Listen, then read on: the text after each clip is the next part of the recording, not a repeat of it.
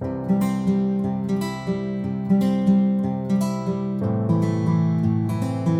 salut, bienvenue sur la chaîne Parole de Vie.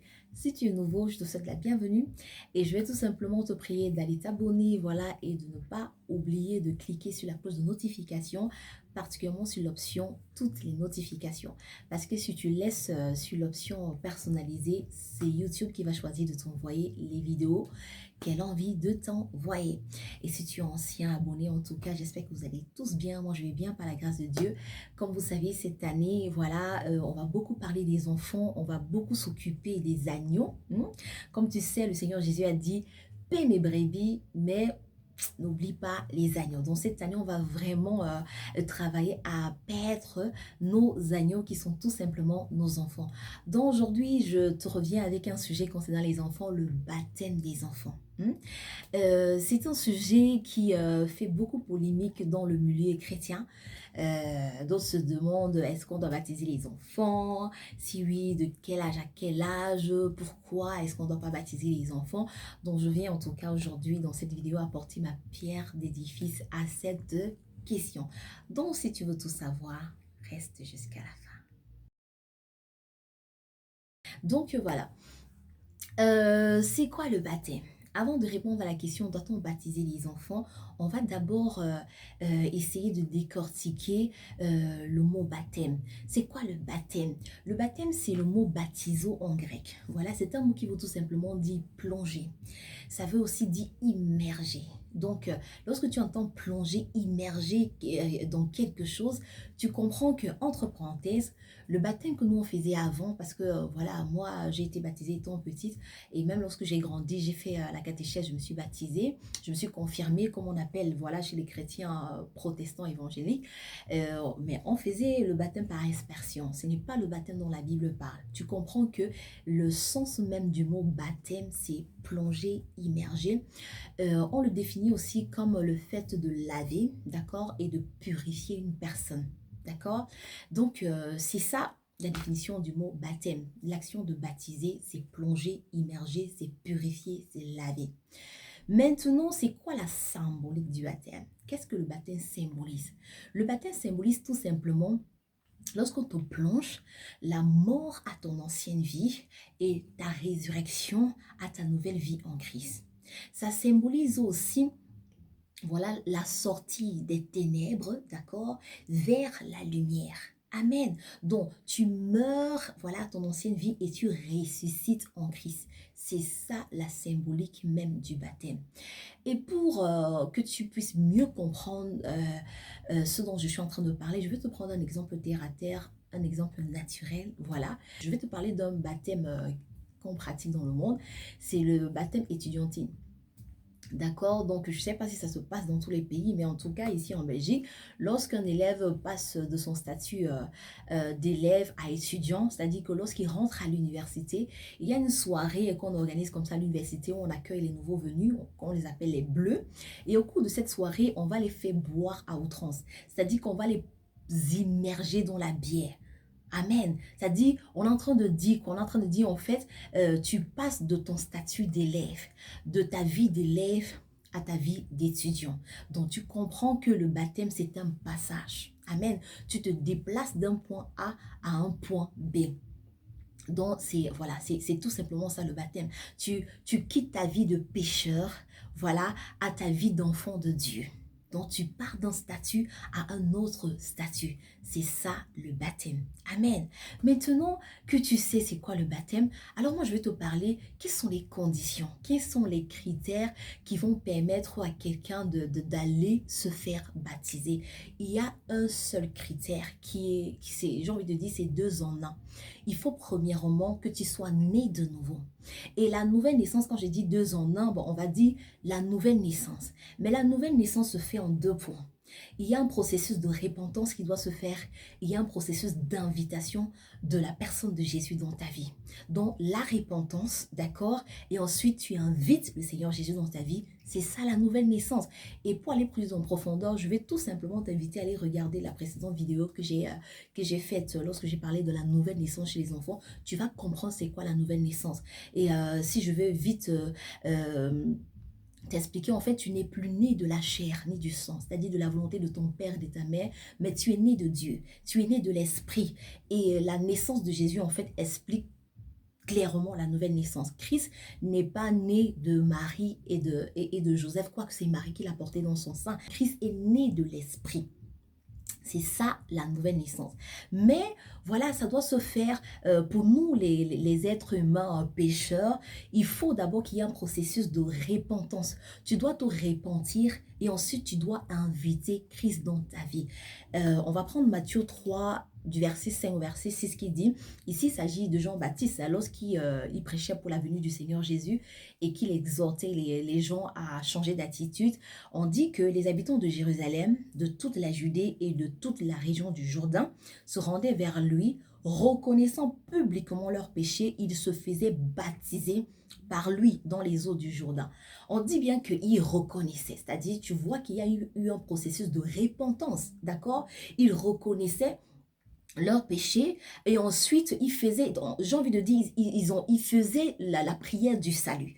Ils reconnaissaient d'abord leurs péchés. Ça dit quelqu'un par exemple qui était un grand braqueur, une prostituée, elle va dire franchement, Seigneur Jésus, je te demande pardon d'avoir mené une telle vie, d'avoir mené une vie loin de toi, d'avoir été aussi méchant avec les autres. Je demande pardon, mais je décide à partir d'aujourd'hui de changer de vie. Je décide à partir d'aujourd'hui de t'inviter dans ma vie. Désolée, hein, il y a le soleil qui brille fort. Aïe, aïe, aïe, aïe, aïe. Voilà, ça baisse un peu. Malheureusement, je ne filme qu'avec la lumière du soleil. Donc, j'étais en train de dire, on va prendre l'exemple de cette prostituée qui dit vraiment, j'abandonne mon ancienne vie, vraiment me voici. Moi, je témoigne que moi, hier, vraiment, j'étais grave, quoi. C'était la catastrophe, mais je décide de mourir à cette vie-là. Que cette vie-là disparaisse. Je décide maintenant de t'inviter dans ma vie, sois mon Seigneur et mon Sauveur. Prends le total contrôle de ma vie. Je décide de vivre désormais une vie de sainteté, une vie qui te plaît. Est-ce que vous voyez? C'est ça le processus de la nouvelle naissance.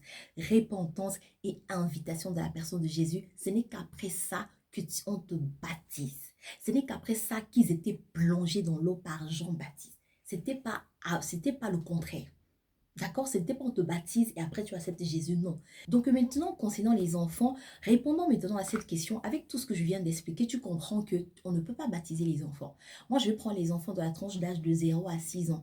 Pourquoi? Parce que dans la précédente vidéo où j'ai parlé du salut des enfants, j'ai pris les enfants à partir de 7 ans parce que scientifiquement, c'est prouvé que 7 ans, c'est l'âge de la conscience. À partir de 7 ans, ton enfant commence déjà à être derrière tes enfants pour qu'ils puissent accepter Jésus dans leur vie. D'accord? À partir de 7 ans, l'enfant est conscient de ce qu'il fait. Si en amont, tu as vraiment moulé l'enfant, tu lui as parlé de Dieu, tu lui as enseigné la parole de Dieu, à partir de 7 ans déjà, il peut déjà faire la prière du salut, il peut déjà accepter Jésus dans sa vie de manière très très consciente.